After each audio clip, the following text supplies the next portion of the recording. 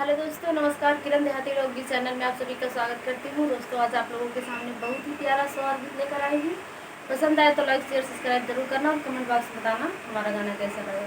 धन्यवाद। अंगना में बैठी है सासू बहू हरियारा जे करई हो। अंगना में बैठी है सासू बहू हरियारा जे करई हो। सासुआ जे लालन के बरहिया बीरना भैया आई हई हो। सासुआ जे लालन के बरहिया बीरना भैया आई हई हो। सासू काऊ काऊ भोजना बनाई बीरना भैया खाई हई हो। सासू काऊ काऊ भोजना बनाई बीरना भैया खाई हई हो। इतनी बचना सुनी सासू बीरहा बोलिया बोलाई हो। इतनी बचना सुनी सासू बीरहा बोलिया बोलाई हो। बउहर घुरवा पे कोदई का साग चकावड़े के पतिया हो। बउहर घुरवा पे कोदई के साग चकावड़े के पतिया हो।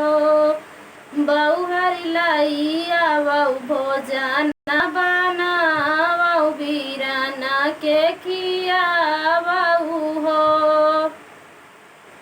बउहर लइया बा भोजन बनावऊ बीरना के खियावऊ हो।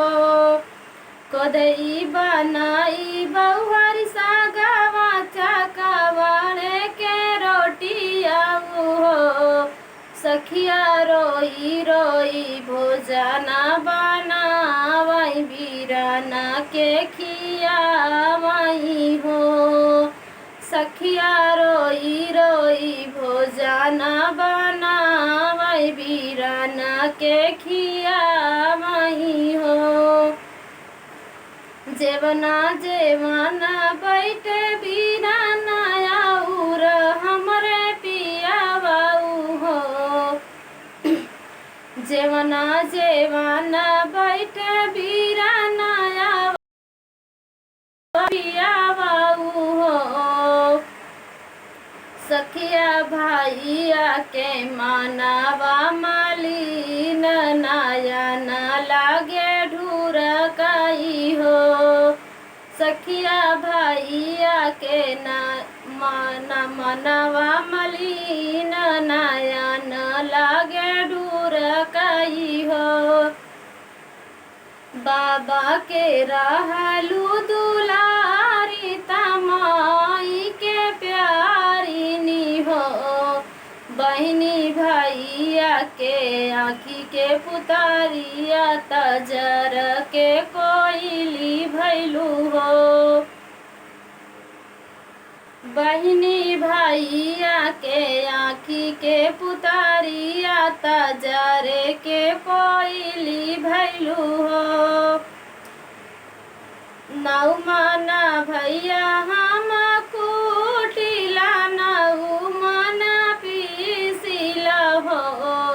भैया नौ मन बनाइला रोसैया तजरे के कोयली भैली हो। भैया नौ मना बनाइला रसोइया तजर के कोयली भैली हो।